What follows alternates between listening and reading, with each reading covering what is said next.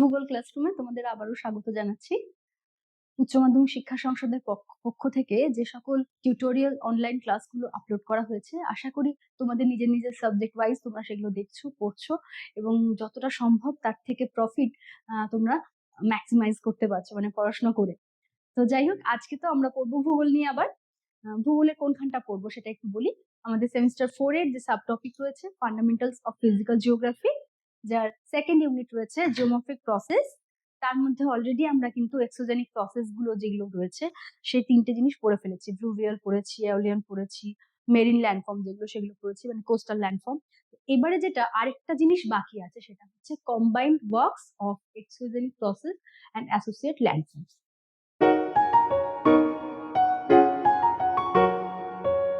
এটা আমরা তাহলে আজকে পড়ব। আমি সংহতি মজুমদার ম্যাডাম, আমার স্কুল হচ্ছে বেলঘরিয়া যতীন দাস বিদ্যা মন্দির ফর গার্লস। তো আজকে আমি তোমাদের সাথে যে বিষয়টা নিয়ে আলোচনা করব সেটা হচ্ছে যৌথ প্রক্রিয়ার ফলে গঠিত ভূমিরূপ, বহির্জাত প্রক্রিয়ার সম্মিলিত কাজ ও সংশ্লিষ্ট ভূমিরূপ সমূহ। তাহলে এখানে সম্মিলিত কাজ বলা হচ্ছে। এতদিন ধরে আমরা দেখো যেগুলো পড়ে আসছিলাম, হয় পড়েছি নদীর ক্ষয়ের ফলে গঠিত ভূমিরূপ, নদীর সঞ্চয়ের ফলে গঠিত ভূমিরূপ, বায়ুর ক্ষয়ের ফলে গঠিত ভূমিরূপ, মানে একটা বিষয়কেই আমরা কিন্তু গুরুত্ব বা প্রাধান্য দিতাম। আজকে কিন্তু সেটা না। আজকে কি হলো, আজকে যখন বহির্জাত প্রক্রিয়াগুলোর মধ্যে দুই বা ততোধিক প্রক্রিয়া একসাথে কাজ করার ফলে বিভিন্ন রকমের ভূমিরূপ গঠন করবে, তখন সেটাকেই বলা হচ্ছে combined exogenic process and resultant landforms গুলো। তোমাদের যখন শুধু বায়ু পড়তে, তখন হয়তো দেখবে যে অনেক জায়গাতে আগের যে পুরনো বইগুলো সেখানে কিন্তু বায়ু ক্ষয় সঞ্চয়ের ফলে গঠিত ভূমিরূপ যেখানে পড়ছে, সঞ্চয়ের মধ্যে কিন্তু একটা জায়গা দেওয়া ছিল বায়ু এবং জলধারার মিলিত কাজের ফলে গঠিত ভূমিরূপ। বা যেখানে হিমবাহ পড়েছিলে, হিমবাহের ক্ষয়ের ফলে গঠিত ভূমিরূপের সাথে হিমবাহ এবং নদীর জলধারার মিলিত কার্যের ফলে গঠিত ভূমিরূপ এভাবে দেওয়া থাকতো। তোমরা যদি তোমাদের কাছে পুরোনো সিলেবাসের বইগুলো থাকে সেগুলো দেখতে পারো। তো ওই বিষয়টাকে আলাদা করে একবার দেওয়া হচ্ছে, সেটাই বলা হচ্ছে। কিন্তু মানে এটা কিন্তু নতুন বিষয় নয়, তোমাদের মধ্যে আগে ছিল সিলেবাসে, সেখান থেকে আলাদা করে তোমাদের বুঝতে যাতে সুবিধে হয়, গুলিয়ে না যায়, সেই হিসেবেই কিন্তু এইটা অ্যাড করা হয়েছে। তো কি কি ধরনের হতে পারে একটা দেখো, তোমাদের ছকের মাধ্যমে দেখিয়েছি। কি হতে পারে? নদী বায়ু কাজের ফলে গঠিত ভূমিরূপ, যেমন পেডিমেন্ট, বাজাদা, প্লায়া, বোলসন, ওয়াদি, ব্যাডল্যান্ডস এগুলো। নদী এবং হিমবাহের একত্রিত কাজের ফলে গঠিত ভূমিরূপ, আউটওয়াশ প্লেন, এস্কার, ড্রামলিন, কেম, ক্যাটল, ভ্যালি ট্রেন। নদী এবং সমুদ্র একত্রিত হলে যে ভূমিরূপ গঠিত হতে পারে, বদ্বীপ, মোহনা, স্যান্ডবার, ক্রিক, ইনলেট। ভূমি তারপরে নদী এবং ভূগর্ভস্থ জল মিলিত হয়ে যেরকম ভূমিরূপ গঠিত হতে পারে। যদিও আমরা যেখানে কাস্ট ল্যান্ডফর্ম গুলো পড়েছি ওখানে বেশিরভাগ গুলোই কিন্তু এর মধ্যে পড়ে। তার ফলে কাস্ট ল্যান্ডফর্মটা যদি আলাদা করেও পড়ি, কাস্ট ল্যান্ডফর্ম মানেই কিন্তু সেখানে চুনাপাথর গঠিত অঞ্চলে ভূগর্ভস্থ জল এবং নদীর ক্রিয়ার ফলে গঠিত ভূমিরূপই বেশিরভাগ।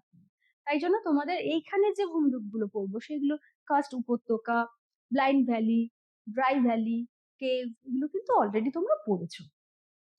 এরপরে থাকছে হিমবাহ প্লাস সমুদ্র। সেখানে কিরকম ফিয়র্ড, মোরেন, স্কেরি উপকূল, আইসবার্গ, এইগুলো আমরা এখানে পড়ছি। আর তাছাড়া সমুদ্র এবং বায়ুর মিলিত কাজের ফলে গঠিত ভূমিরূপ। সেই ফলে কি কি ভূমিরূপ গঠিত হতে পারে? উপকূলীয় বালিয়াড়ি, স্যান্ড সিট, স্যান্ড রিজ, এগুলো ওখানে গঠিত হতে পারে। তাহলে প্রথমে যেটা পড়বো সেটা হচ্ছে বায়ুর সাথে নদী মিলিত কাজের ফলে গঠিত ভূমিরূপ। এখানে যদিও আমরা 5-6টি ভূমিরূপ একত্রিত করে কাজটা করেছি, কিন্তু তোমাদের বলে রাখি যে পেডিমেন্ট, বাজাদা, প্লায়া এই তিনটে কিন্তু সব থেকে গুরুত্বপূর্ণ এই ক্ষেত্রে। সেজন্য তোমাদের যদি সম্ভব হয় ওই তিনটেকে আলাদা করে কিন্তু খুব ভালোভাবে মনে রাখার চেষ্টা করো, ওখান থেকে অনেক সময় 2 বা 3-এর প্রশ্ন আসতে পারে। তো যাই হোক, ফার্স্টে শুরু করছি। যেখানে মরু অঞ্চল, মরু বা প্রাইমরু অঞ্চলে কোনো কারণে হঠাৎ করে যদি বৃষ্টিপাত হয়, যদি আমরা জানি স্কারসিটি অফ রেনফল ওখানে হয়ে থাকে এবং তার জন্য ওখানে জেরোফাইট ছাড়া গাছপালা সেভাবে জন্মাতে পারে না, কিন্তু যদি ওখানে কোনোভাবে বৃষ্টি হয়, বৃষ্টি শুরু হয়, তখন কি হয় না, ফার্স্ট ফ্লাড হয় একটা, এবং তার ফলে এই জল বায়ুর ওপরে পড়ার ফলে, বালির ওপরে পড়ার ফলে জল এবং বালির সাথে একত্রিত হয়ে যে ভূমিরূপগুলো গঠিত হয় সেগুলোকেই বলা হচ্ছে ফ্লুভিও এওলিয়ান ল্যান্ডফর্মস। তাহলে প্রথমে একটা আছে ব্যাডল্যান্ড টোপোগ্রাফি। ব্যাডল্যান্ড টোপোগ্রাফি তোমরা হয়তো আগেও পড়েছো, যখন নদীর কাজ পড়েছো বা নদীর ক্ষয় পড়েছো, সেক্ষেত্রে আমরা দেখতেই পাই যে নদী ক্ষয়ের ফলে কিন্তু সেই সকল অঞ্চলে যখন প্রচুর পরিমাণে রিল গালি তৈরি হয় এবং সেই অঞ্চলটাতে মাটির ক্ষয়ের পরিমাণ খুব বেশি হয়ে থাকে, সেটাকে ব্যাডল্যান্ড বা বধ্যভূমি বলছে। তো এটা যদি মরু অঞ্চল বা প্রায় মরু অঞ্চলে একই রকম ভাবে হয়, সেখানে যখন নদীর জলধারা যাচ্ছে তার ফলে সেখানে অসংখ্য রিল বা গালি, গর্ত, সরু নালীর মতো অংশ তৈরি হয়ে গেছে। তার ফলে সেখানে কিন্তু বালির ক্ষয়ের পরিমাণটা অনেক বেড়ে গেছে, এবং ক্ষয়ের পরিমাণ বেড়ে যাওয়ার জন্য ওই অঞ্চল দিয়ে হাঁটাচলা করাটাও যেমন অসুবিধাজনক, আবার সেই অঞ্চলে কিন্তু কোনো বসতি স্থাপন করা বা সেখানে ভেজিটেশন কভারেজ তৈরি হওয়াটাও খুব মুশকিল, নদীর ক্ষেত্রেও তাই, আর নদী বায়ু যেখানে মিলিত হয় সেখানেও। এবং সেই জন্যই হয়তো এটা নাম দেওয়া হয়েছে বনভূমি, মানে যেটা আমরা কোনো কাজে লাগাতে পারবো না, সেই জন্য ওটাকে একদম ব্যাড ল্যান্ড হিসেবেই হয়তো আখ্যা দেওয়া হয়েছে। এটা আমরা badland national park of South Dakota দেখতে পাই এই ধরনের ব্যাডল্যান্ডস এর একটা এক্সাম্পল। এরপর থাকছে পেডিমেন্ট। পেডিমেন্ট কথাটার মানে কি? পেডিমেন্ট কথাটার মানে হচ্ছে পর্বতের পাদদেশ। তাহলে পর্বতের পাদদেশীয় যে অঞ্চলটা থাকছে সেখানে যখন একটা মোটামুটি 1 থেকে 7 ডিগ্রি খাড়া ঢাল সম্পন্ন অঞ্চল একটা জায়গা তৈরি হচ্ছে, সেই অবতল ভূমিটাকে বলা হচ্ছে কিন্তু পেডিমেন্ট। তাহলে এইরকম একটা জায়গা যেখানটাতে খাড়া ঢালটা দেখতে পাচ্ছি পর্বতের পাদদেশীয় অঞ্চল, সেটাকে আমরা পেডিমেন্ট হিসেবে আখ্যায়িত করছি। এখানে পেডিমেন্ট স্লোপ হতে পারে, পিডমন্ট পেডিমেন্ট হতে পারে, ইনসেলবার্টস পেডিমেন্ট হতে পারে। রাজস্থানের আরাবল্লী পর্বতমালায় কিন্তু আমরা পেডিমেন্ট লক্ষ্য করতে পারি। আর যেখানেই পেডিমেন্ট আমরা লক্ষ্য করতে পারবো সেখানে কিন্তু আগেই তোমাদের বললাম না, পেডিমেন্ট, বাজাদা, প্লায়া মোটামুটি একই জায়গাতে দেখতে পাওয়া যাবে। তো পেডিমেন্ট ওয়ার্ডটা কিন্তু 1877 ফার্স্ট গিলবার্ট এই ওয়ার্ডটা ইনোভেট করেছিলেন, আবিষ্কার করেছিলেন বা ব্যবহার করেছিলেন, যার মানে তোমাদের বলেছি পর্বতের পাদদেশীয় অঞ্চল। এরপরে আছে বাজাদা। বাজাদা পেডিমেন্টের ঠিক নিচের দিকের যে অঞ্চলটা তোমরা এখানে দেখতে পাচ্ছ, এখানে একটা বড় ছবির মধ্যে রেখেছি। যদি এখানে পেডিমেন্ট থাকে, পেডিমেন্টের পরের যে অঞ্চলটা প্রায় সমতল অঞ্চল, প্রায় সমতল, তাই জন্য 0 থেকে 1 ডিগ্রি ঢাল বিশিষ্ট যে ভূমিভাগটা সেটাকে বলা হচ্ছে বাজাদা। এই বাজাদা কথাটা কিন্তু একটা স্প্যানিশ ওয়ার্ড, যার অর্থই হচ্ছে ঢাল। এখানে ঢাল তাহলে 0 থেকে 1 ডিগ্রি মানে বুঝতেই পারছি খুব কম একটা ঢাল, অনেকগুলো পেডিমেন্ট পরপর একত্রিত হয়ে কিন্তু এই বাজাদা তৈরি করছে। মরু অঞ্চলের পাদদেশীয় সমভূমি হিসেবে ওটা পরিচিত হয়ে থাকে। কলোরাডো মালভূমিতে কিন্তু এরকম বাজাদা দেখতে পাওয়া যায়। এরপরে প্লায়া এবং বোলশান। বোলশান বলতে কি হচ্ছে না, এই পেডিমেন্টের পরে যেখানে বাজাদা আছে তারপরে যেখান দিয়ে নদী খাতটা লক্ষ্য করতে পারছি, ওই সমগ্র অববাহিকা অঞ্চলকে একসাথে বলা হয়ে থাকে বোলশান। আর যেখানে আহ অবনমিত একটা অঞ্চল দেখতে পাচ্ছি, সেই অঞ্চলটা, মাঝের যে অবনমিত অঞ্চলটা, সেই অঞ্চলে যদি জল দ্বারা পূর্ণ হয় তখন সেটাকে বলা হবে প্লায়া হ্রদ, আদারওয়াইজ ওই অঞ্চলটাকে আমরা বলবো কিন্তু প্লায়া। তো তাহলে এখানে কি বলছে যে বোলশান চারদিকে পাহাড় দ্বারা বেষ্টিত বৃহৎ বদ্ধ অববাহিকাই হলো বোলশান। পাহাড় কেন? এখানে যে পিডমন্ট গুলো তৈরি হয়েছে, পেডিমেন্ট গুলো তৈরি হয়েছে চারদিকে রয়েছে, তার ফলে মাঝে একটা অবনমিত অববাহিকা লক্ষ্য করতে পারছি, সেটাকে আবদ্ধ অববাহিকাটাকেই বলা হচ্ছে বোলশান। বোলশান দ্য ম্যাপিমি মেক্সিকোতে দেখা যাচ্ছে। আর প্লায়া কি? বোলশানের নিম্নভাগে অবস্থিত অগভীর যে নিম্নভূমি, যেখানে ভূগর্ভস্থ বা বন্যার জল জমে অস্থায়ী হ্রদ তৈরি হচ্ছে, তাকে বলা হচ্ছে প্লায়া। এবং যেখানে জল থাকলে সেটাকে প্লায়া হ্রদ হিসেবেও বলা হয়। সাহারা মরুভূমিতে কে যেমন বলা হয় স্যাক্ট, আবার আরব মরুভূমিতে এখানে খাবারি বলা হচ্ছে। তো বিভিন্ন জায়গাতে কিন্তু প্লায়াকে আবার বিভিন্ন নামে পরিচিত। নেক্সট হচ্ছে ওয়াদি। ওয়াদি কথার অর্থ কিন্তু শুষ্ক নদী উপত্যকা। তো যখন এই ফ্লাডটা হলো, ফার্স্ট ফ্লাড যখন হয়ে গেল, তখন কি হলো না, ওইখানে ছোট ছোট জলধারা তৈরি হয়েছিল, কিন্তু ওই জলধারাতে একটা জলের যোগান কে দেবে? বৃষ্টি। বৃষ্টি তো হয়েছে তাৎক্ষণিক, আকস্মিক, সামান্য পরিমাণ। তাহলে বৃষ্টি যখন শেষ হয়ে যাবে, তখন ওই উপত্যকাগুলোর কি হবে? শুষ্ক হয়ে যাবে। সেই শুষ্ক উপত্যকাকেই বলা হবে ওয়াদি। জর্ডনের ওয়াদি লক্ষ্য করতে পারছি, এটা আমি ওই একটা ওয়াদির ছবি রেখেছি যেখানে শুষ্ক হয়ে গেছে বলে দেখো ক্র্যাকস গুলো আমরা দেখতে পাচ্ছি মাটির মধ্যে, যেখান দিয়ে কিনা নদী, এই মাঝের যে অববাহিকা অঞ্চলের মধ্যে দিয়ে নদী প্রবাহিত হয়েছিল বলে এখানে একটা অববাহিকা তৈরি হয়েছিল, কিন্তু পরবর্তীকালে শুষ্ক অববাহিকা বলে সেখানে এই ক্র্যাকস গুলো দেখতে পাওয়া যাচ্ছে। তাহলে তোমাদের যেমন বললাম যে পেডিমেন্ট, বাজাদা, প্লায়া, এই তিনটে কি ডেফিনেশন, এবং এই তিনটের পার্থক্যটাও কিন্তু অনেক সময় আসতে পারে 3 নম্বরের জন্য। তো তাহলে তোমরা এখান থেকে কিন্তু সেটাও রেডি করতে পারো, আমি তার জন্য একটা তোমাদের ছক বানিয়ে দিয়েছি। এরপর থাকছে ফ্লুভিও হিমবাহ ভূমিরূপ, মানে নদী এবং হিমবাহ যেখানে একসাথে কাজ করছে। এবার নদী হিমবাহ কোথায় একসাথে কাজ করতে পারে একটু ভেবে দেখো তো। যেখানে হিমবাহ অগ্রসর হচ্ছিল, হিমবাহ অগ্রসর হতে হতে যখন অনেকটা নিচের দিকে এগিয়ে এসেছে, সেখানে কি হয়েছে? সেখানে উত্তাপ বৃদ্ধি পেয়েছে। উত্তাপ বৃদ্ধি পাওয়ার ফলে হিমবাহগুলো কিন্তু আস্তে আস্তে গলে গেছে, গলে গিয়ে সেটা জলধারা বা নদীতে পরিণত হয়েছে। সেই সকল অঞ্চলে হিমবাহ এবং নদীর মিলিত কাজের ফলে গঠিত ভূমিরূপগুলো দেখতে পাচ্ছি।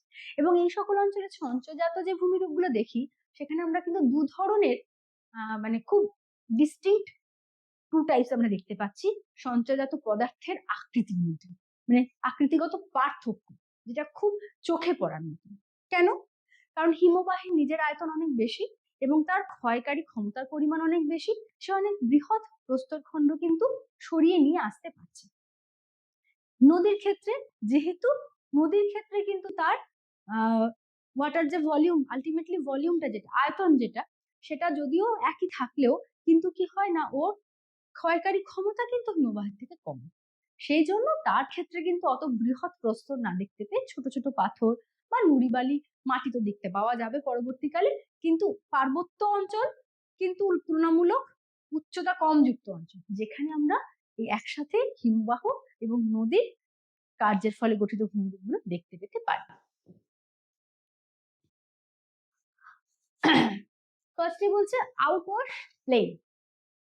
কি হচ্ছে না, হিমবাহ যেখানে এসে ঢালের পরিবর্তন হয়েছে, পরিবর্তন হওয়ার ফলে সেখান থেকে নদী তৈরি হয়েছে। এবার তাহলে ও যে সকল পদার্থগুলো নিয়ে আসছিল বললাম, সেগুলো হচ্ছে পরিসর অনেক বড় ছিল, সেগুলো এখন নিয়ে যেতে পারছে না, কারণ ঢালটাও কমে গেছে এবং তার সাথে সাথে তার ক্ষয়কারী ক্ষমতা কমে গেছে। কেন না, জলটা মেল্টেড হয়ে গেছে, গলে গেছে। তখন তাহলে সেগুলোকে একটা বিক্ষিপ্ত ভাবে রাখতে শুরু করলো, সঞ্চয় করতে শুরু করলো। ওই একত্রিত সমভূমি যেটাকে, সেটাকেই বলা হচ্ছে আউটওয়াশ প্লেন। এবং এখানে বড় বড় সঞ্চয়ের ফলে বিভিন্ন প্রকার প্রস্তরখণ্ড, বালি, নুড়ি সঞ্চয়ের ফলে নদীগুলো কিন্তু আর সহজে সমান একটা সরলরৈখিক পথে অগ্রসর না হয়ে ব্রেডেড প্রোফাইল দেখতে পাওয়া যায় ওখানে, মানে বিনুনি আকৃতি সম্পন্ন নদীর গতিপথ ওখানে আমরা লক্ষ্য করতে পারছি। গঙ্গোত্রী হিমবাহ সংলগ্ন অঞ্চল, যেখানে গঙ্গার উৎস অঞ্চলের হিমবাহের সামনের অংশ, হিমবাহ যেখান থেকে গঙ্গা উৎস হয়েছে তার হিমবাহের সামনের দিকটাতেই কিন্তু আমরা এরকম দেখতে পাই। এছাড়া কানাডা যুক্তরাষ্ট্রেও কিন্তু এরকম ব্রেডেড প্রোফাইল সম্পন্ন আউটওয়াশ সমভূমি লক্ষ্য করতে পাওয়া যায়। এস্কার। এস্কার মানে কি হলো না, যেখানে হিমবাহের নিচে, হিমবাহ যখন ওই সকল পাথরগুলো নিয়ে অগ্রসর হচ্ছিল বিভিন্ন সাইজে, সেগুলো আস্তে আস্তে হিমবাহ কি হলো, গলে গেল। গলে যাওয়ার ফলে ওই যে নুড়ি, পাথর, বালি যেগুলো, সেগুলোকে যখন আস্তে আস্তে আস্তে আস্তে ডিপোজিট করতে করতে যাচ্ছে, এবং ওই ডিপোজিট করতে করতে যাওয়ার ফলে সরু একটা আঁকা বাঁকা দেখো শৈলশিরার মতন অংশ দেখতে পাচ্ছি। এই দেখো সরু মতন শৈলশিরার মতন অংশ দেখতে পাওয়া যাচ্ছে, যেটাকে বলা হচ্ছে এস্কার। এখানেও একটা শৈলশিরার ছবি দিয়ে তোমাদের বোঝানোর চেষ্টা করা হয়েছে যে কিভাবে আঁকাবাঁকা পদার্থগুলো সঞ্চয়ের ফলে আঁকাবাঁকা পথ যেটা তৈরি হচ্ছে সেটা কিরকম দেখতে হবে। বিশ্বের ক্ষেত্রে যেমন পায়োনিকি এস্কার খুব ফেমাস, আবার ভারতের ক্ষেত্রে কিন্তু লাদাখ অঞ্চলে এরকম এস্কার প্রচুর লক্ষ্য করতে পারা যায়। ড্রামলিন, ড্রামলিনটা কি? এটা আমরা দেখবে ছোট বয়সেও পড়েছিলাম যে বাস্কেট অফ এগস, মানে ডিমের ঝুড়ির মতন দেখতে। ডিম কিরকম দেখতে হয় না, একটা উত্থিত একটা ডোম শেপড প্ল্যাটফর্ম থাকে, সেরকম হলে অনেকগুলো যদি ওরকম ডোম শেপ পরপর পরপর থাকে তখন সেটাকে বলা হতে পারে বাস্কেট অফ এগস। তাহলে ওটা কিসের মাধ্যমে তৈরি হবে না, ওটাও কিন্তু হিমবাহ এবং নদীর জলধারার সঞ্চয় কার্যের ফলে যখন ওই অঞ্চলে একাধিক বা একটি ডোম শেপড প্ল্যাটফর্ম দেখতে পাবো সেটাকেই বলা হবে ড্রামলিন। তাহলে আউটওয়াশ সমভূমির ওপর গঠিত ডিম্বাকৃতির দীর্ঘ পাহাড় সদৃশ্য যে সঞ্চয়জাত ভূমিরূপ তাকে আমরা ড্রামলিন বলছি। কাশ্মীর উপত্যকাতে এই হিমবাহ সংলগ্ন অঞ্চলে কিন্তু ড্রামলিন দেখতে পাওয়া যায়। ড্রামলিনটা অনেক সময় 2 নম্বরের প্রশ্ন হিসেবেও আসে। কেম, কেম কি হলো না, হিমবাহের যে সকল পদার্থগুলো নিয়ে এসেছে সেইগুলোকে যখন সঞ্চয় করেছে, নুড়ি পলি বালি, সেগুলোকে সঞ্চয় করার ফলে যখন খাড়া প্রায় ত্রিকোণাকৃতির একটা ভূমিরূপ সৃষ্টি করেছে তখন সেটাকে বলা হচ্ছে কেম। হিমাচল প্রদেশে কেম লক্ষ্য করতে পারা যায়। কেটল এবং কেটল রন কি হলো না, হিমবাহ যখন আসছিল অগ্রসর হচ্ছিল, দেখো এইগুলো হচ্ছে হিমবাহের অংশগুলো, গ্লেসিয়ারটা ছিল ভেঙে ভেঙে কিছু কিছু অঞ্চল রয়ে গেছে। এবারে যখন উত্তাপ বৃদ্ধি পেয়েছে এই আউটওয়াশ প্লেনের মধ্যে তখনও কিছু কিছু হিমবাহের অংশ বরফ টুকরোগুলো আটকে রয়েছে। আরো উত্তাপ বাড়ার ফলে কি হলো, ওইগুলো কিন্তু আর হিমবাহ বা বরফ রইল না। বরফকে যখন আমরা উত্তপ্ত করি কি হয়, গলে জলে পরিণত হয়, তাহলে তখন ওটা এখানে ওই অঞ্চলগুলো যেখানটাতে হিমবাহের অংশগুলো রয়েছিল সেই জায়গাগুলো একটা অবনত গর্ত তৈরি হয়েছিল, সেই গর্তর মধ্যে যখন হিমবাহটা গলে গেল, গলে সেখানে অবশিষ্ট অবস্থায় জলটা পড়ে রইল। জল থাকলে কেটল লেক, আর জল ছাড়া যদি হয় তাহলে ওই ধরনের অবনমিত গর্তগুলোকে সেখানটাকে বলা হচ্ছে কেটল ফলস। লাদাখ এবং সিকিম অঞ্চলে হিমবাহ সংলগ্ন অঞ্চলে ক্ষুদ্র ক্ষুদ্র কেটল লেক দেখতে পাওয়া যায়। এখানে তোমাদেরকে কেটল লেকের একটা ইমেজ দিয়েছি, ডায়াগ্রামের সাথে একটা ইমেজও এখানে দেখিয়েছি। তোমাদের ক্ষেত্রে বেশিরভাগ জায়গায় আমি কিন্তু ইমেজ ব্যবহার করেছি, তার সব থেকে বড় কারণ তোমরা বইয়ে কিন্তু ডায়াগ্রাম গুলো পেয়েই যাবে, আশা করি বেশিরভাগ ডায়াগ্রাম দেওয়া থাকবে যে কোনো বইয়ের মধ্যে। আমি ইমেজ দিয়েছি তার কারণ একটা তুমি ডায়াগ্রাম থেকে আরেকটা যে ইমাজিনারি কনসেপ্টটা তোমাদের যেন ক্লিয়ার হয়, তাতে তোমাদের কি না ওই ছবিগুলো ইমেজ দেখা মানে তোমাদের কিন্তু কনসেপ্টটা খুব ক্লিয়ার হয়ে যাবে যে কিরকম দেখতে হয়। আর প্যারালালি তোমরা যখন আঁকবে নিজেরা তখন কিন্তু চেষ্টা করবে ওই ডায়াগ্রাম গুলোকে মতন ভাবে আঁকতে, ঠিক আছে? ভ্যালি ট্রেন, আউটওয়াশ সমভূমির মধ্যে যখন ওই পাথর বা সঞ্চয়জাত পদার্থগুলোকে ফেলে দিচ্ছে, ফেলার ফলে সেখানে নদীটা বিনুনি আকৃতির ভূমিরূপের মতন একটা ভূমিরূপ তৈরি করছে। সেই অঞ্চলে ব্রেডেড নদী প্রবাহ দ্বারা কেটে দীর্ঘ উপত্যকা বরাবর প্রসারিত হয় যখন, সেইটাকে বলা হচ্ছে ভ্যালি ট্রেন। সিন্ধু লাহুল স্পিতি অঞ্চলে হিমবাহজাত উপত্যকাতে আমরা ভ্যালি ট্রেন উপত্যকা লক্ষ্য করতে পারছি। এবার তাহলে কি আছে না, ফ্লুভিও সামুদ্রিক, মানে নদী এবং সমুদ্রের একত্রিত হওয়ার ফলে, মানেই এটা আমরা বুঝতে পারছি কোন অঞ্চলে হবে যেখানে নদী এসে সমুদ্রে মিশছে, মানে নদীর মোহনা অঞ্চল, সেইখানে কিন্তু আমরা এই ধরনের ভূমিরূপ গুলো দেখতে পাবো। কি আছে, প্রথমে আছে মোহনা বা এস্টুয়ারি।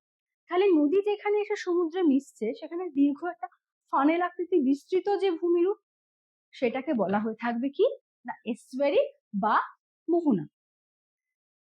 আমরা ভারতের ক্ষেত্রে হুগলি নদীর মোহনা, বিশ্বের ক্ষেত্রে ওব নদীর মোহনা, যেটা কিনা বিশ্বের মধ্যে দীর্ঘতম মোহনা হলো ওব নদীর মোহনা। তাহলে মূলত জোয়ার ভাটার এবং নদীর প্রবাহের সম্মিলিত ক্রিয়ার ফলেই কিন্তু এই মোহনা গঠিত হয়ে থাকে বা এস্টুয়ারি গঠিত হয়ে থাকে। এরপরে আছে বদ্বীপ। বদ্বীপ তাহলে কি না, নদীবাহিত যে পদার্থগুলো যখন ভূমির ঢাল খুব কমে গেছে, নদী সঞ্চয় করতে শুরু করেছে এবং সঞ্চয়ের ফলে যখন মাত্রাহীন বয়ের মতো আকৃতি সম্পন্ন দ্বীপ গঠন করেছে, সেগুলোকে আমরা বদ্বীপ বলছি। এই বদ্বীপ গঠনের ফলে ত্রিভুজ আকৃতি বিভিন্ন সমভূমি দেখতে পাচ্ছি আমরা। সুন্দরবনের বদ্বীপ অঞ্চল তোমরা জানো ভালো করে। আর গঙ্গা ব্রহ্মপুত্র বদ্বীপ, যেটা কিনা বিশ্বের বৃহত্তম বদ্বীপের উদাহরণ, নদী গঠিত। এরপর থাকছে স্যান্ড বার।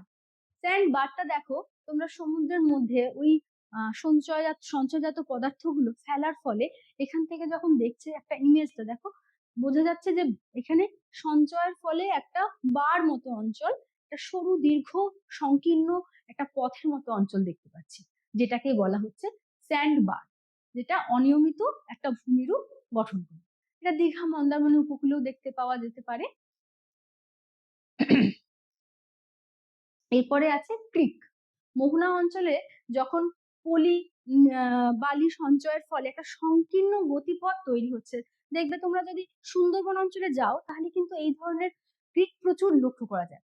মানে খাড়ি মোহনার পাশে এস্টুয়ারির পাশে দেখবে এরকম সরু সরু রাস্তার মতো জলের, মানে জলধারা, একটা সরু সরু জলধারার মতন চলে গেছে, যেগুলোকে বলা হচ্ছে অগভীর আঁকাবাঁকা সংকীর্ণ গতিপথ সম্পন্ন যে জলধারাটা, সেটাকেই বলা হচ্ছে ক্রিক।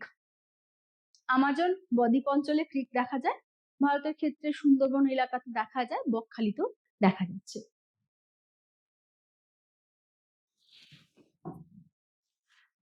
তাহলে এবারে যেটা আছে যে ফ্লুভিয় ভূগর্ভস্থ জলীয় ভূমি, মানে একটা হচ্ছে গ্রাউন্ড ওয়াটার আর একটা হচ্ছে সারফেস ওয়াটার, মানে নদী এবং ভৌমজল মিলিত কাজের ফলে যে ভূমিরূপ গুলো গঠিত হয়। তোমাদেরকে আগেও বললাম যে চুনা পাথর গঠিত ভূমিরূপ যেগুলো পড়েছো অধিকাংশই কিন্তু এর মধ্যে পড়ে। তোমাদের একটা কথা বলি যে এখানে কিন্তু অনেক ভূমিরূপ দিয়েছি, আরো বিভিন্ন বইয়ে, এখন বিভিন্ন রকমের বই তোমাদের হাতে পাবে, সেই বিভিন্ন বইয়ে আরো হয়তো বিভিন্ন রকমের ভূমিরূপ দেওয়া আছে। এবার সবগুলো তো খুব বেশি গুরুত্বপূর্ণ নয়, সেই জন্য আমি কিন্তু সবগুলো দিও নি। আর তোমরা চেষ্টা করবে প্রত্যেকটা ভূমিরূপের থেকে অ্যাটলিস্ট 5টা করে রাখতে, যেখানে 5টা বা কিছু কিছু ক্ষেত্রে 3টেও আসতে পারে, সেই জন্য 3টে তো খুব ভালো করে, আর যেগুলো প্র্যাকটিস করবে ভূমিরূপ গুলো, সেই ভূমিরূপের ছবিগুলো প্র্যাকটিস করবে, কেমন? তাহলে কি হচ্ছে না, কার্স্ট উপত্যকা। কার্স্ট উপত্যকা কি?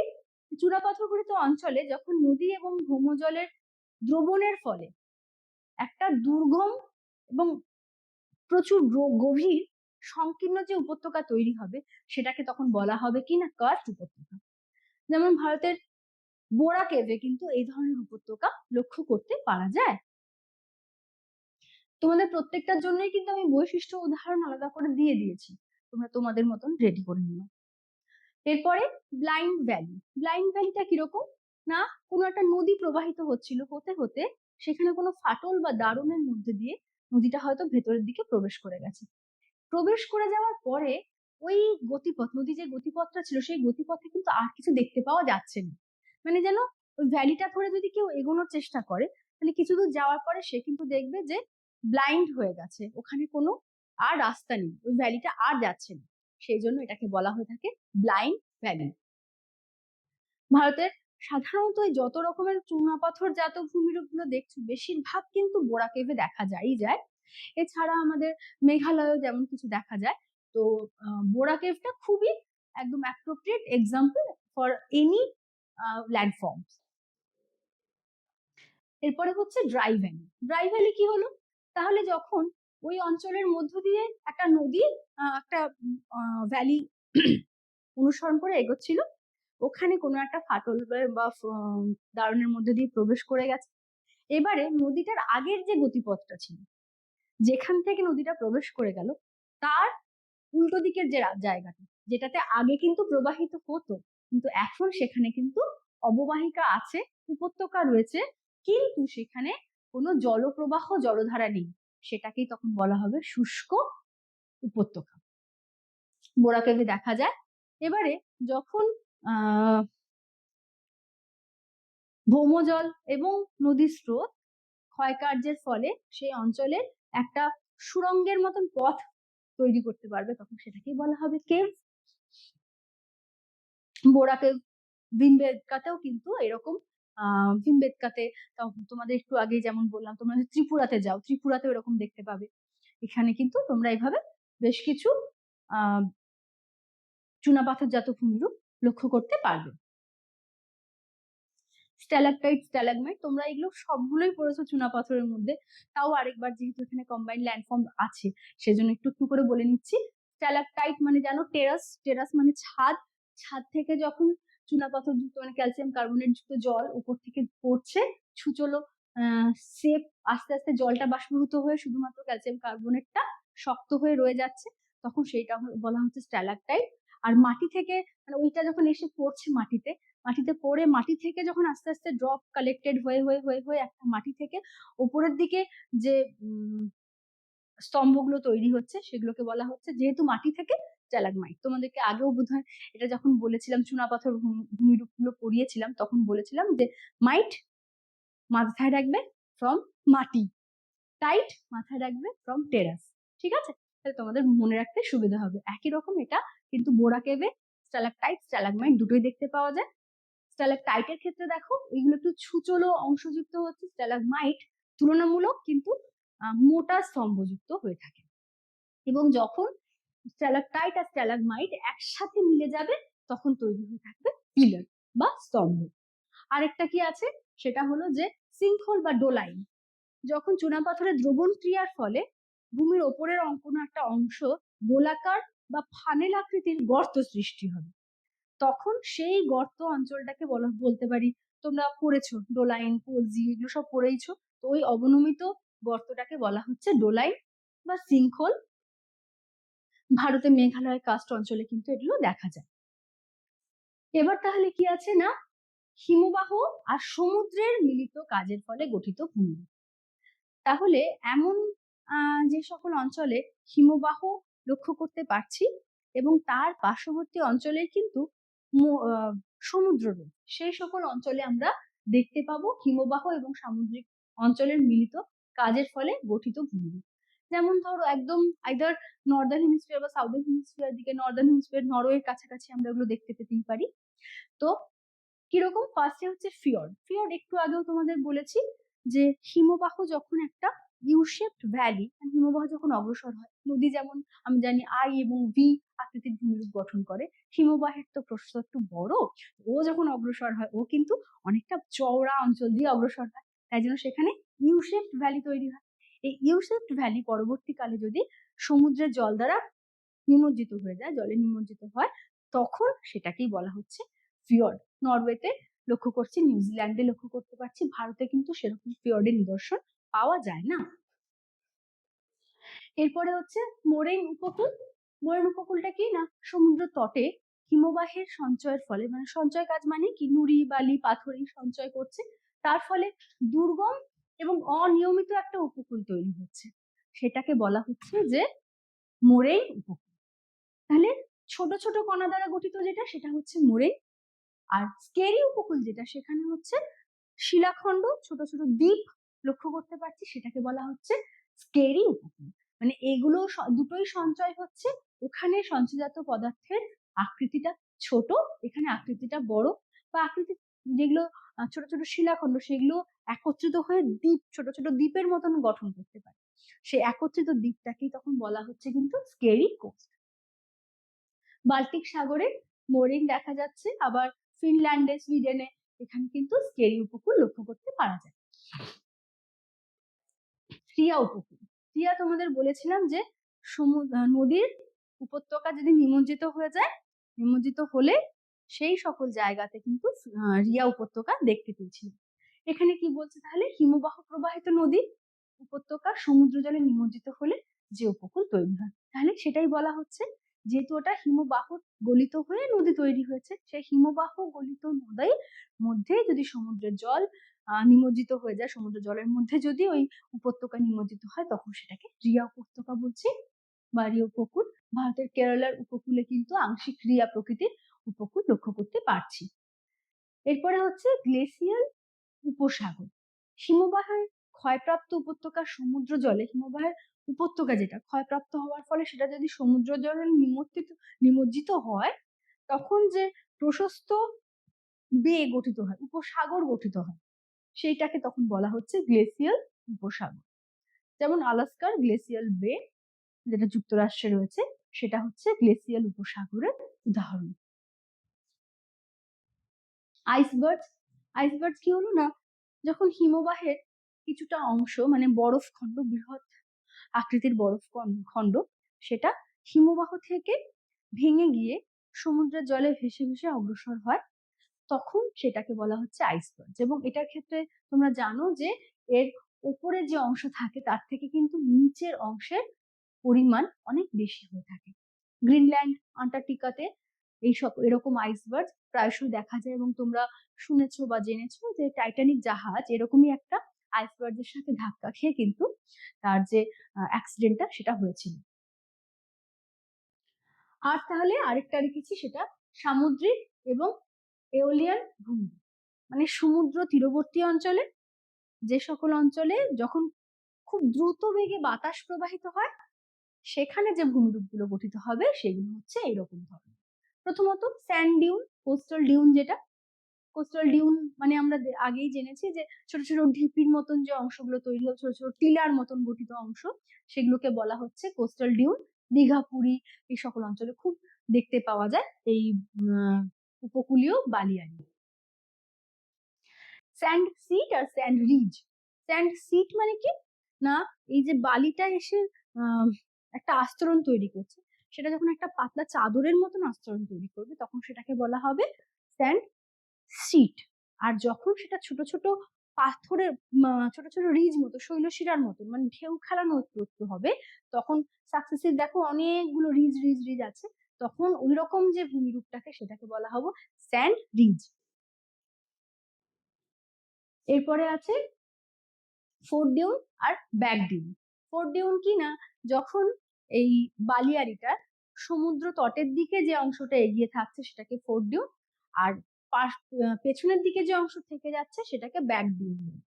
সমুদ্র তটের দিকে যেটা অগ্রসর হয় সেখানে ছোট ছোট গাছপালা জন্মাতে শুরু করে, আর ব্যাক ডিউন যেটা, সেখানে কিন্তু সমুদ্রের কার্যকলাপ তথা বায়ুর কার্যকলাপ অতটা বেশি অ্যাক্টিভ না হওয়ার জন্য ওখানে গাছপালা, ঝোপ জঙ্গল লক্ষ্য করতে পারা যায়। Thank you. তাহলে এটা তোমাদের ছিল।